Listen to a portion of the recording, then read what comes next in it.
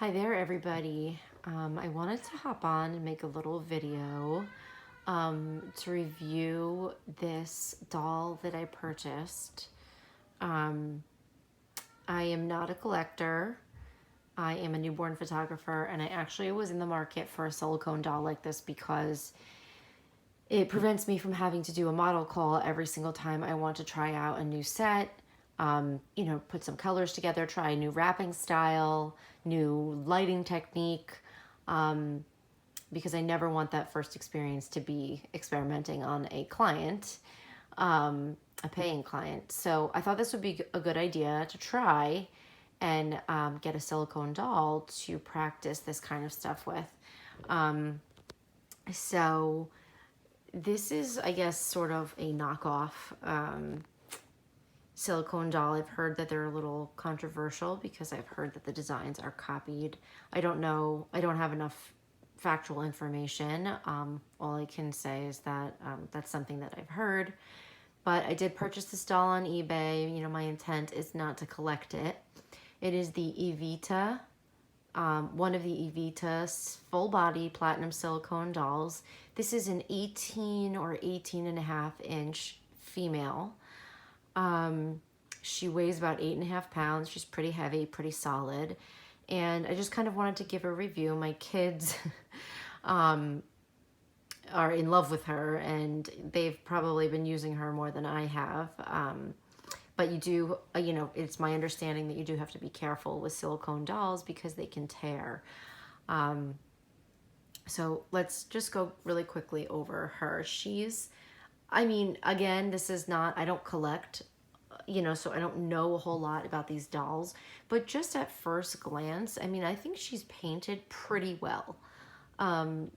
She's got this pinkish tone to her skin. There's like some mottling on her skin, like a real baby would have. She's got some pink in her lips, in the belly button, around her eyes. I can't show you the private area, but, there's some, I would say, anatomically correct tones there. She did come clothed. She had a cute little outfit on, and a little hat, I think. So the silicone, again, I don't have a lot to compare it to, but I have seen and felt some other silicone dolls that are in like a more expensive range. And this silicone is pretty firm. So for my purposes, it does make it a little bit tough to pose the baby just because it snaps back pretty quickly. And because it's so firm, it kind of makes it a little bit harder to like bend the elbows and stuff. And, because it's so heavy and so dense, if I try to place the hand on the chest, it kind of just bounces back.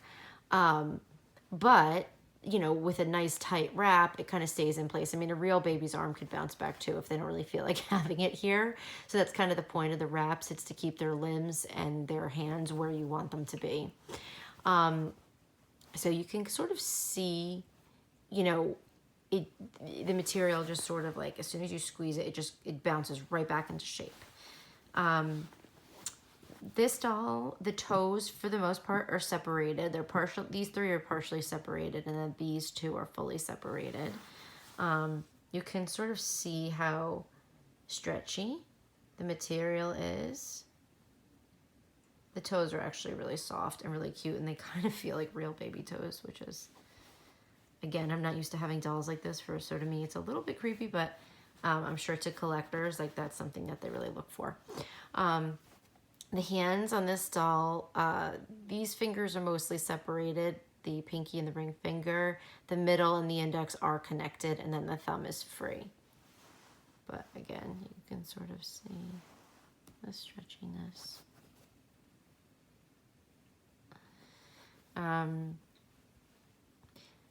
This mouth is sealed, it's closed.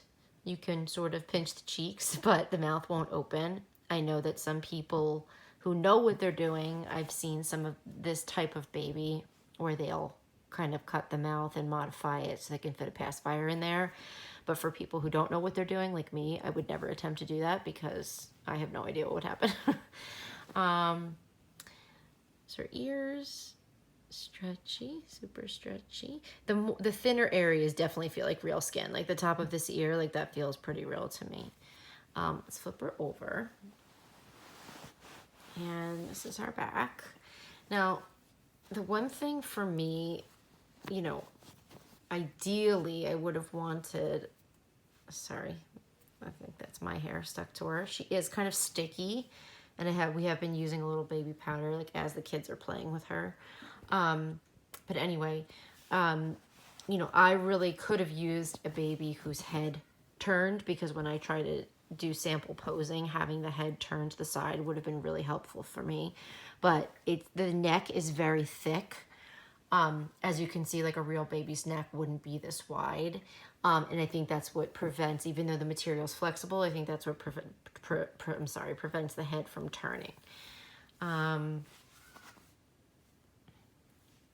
that's her back. And like I said, she's about 8.5 pounds, definitely 8 pounds.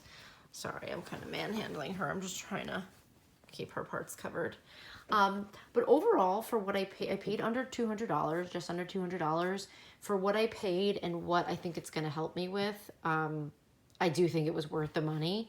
And, you know, if I ever get to a point where I don't need it anymore, you know, then at least my kids, I can kind of give it to my kids to play with, because they love it and they think it's for them anyway. But that's really it. I don't know if there's anything else that would be important for me to include. As soon as I got her, I did wash her.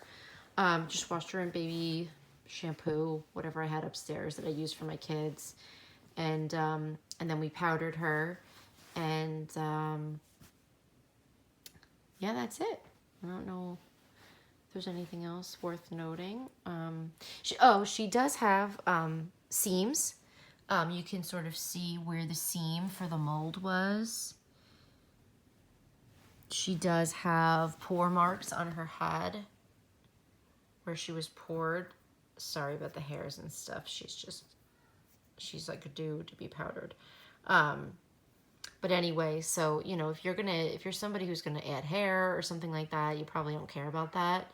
But it's just important to know. I have read that most of these dolls do have these pore marks because they pour from the top. And I guess that's it. So I hope this review was helpful.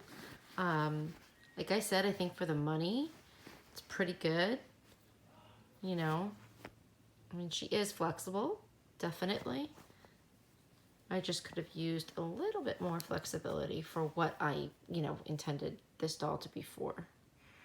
But like I said, if it doesn't work out, or, you know, if I do end up getting one that's a little bit more flexible, I can just give her to my kids. All right, I hope this was helpful.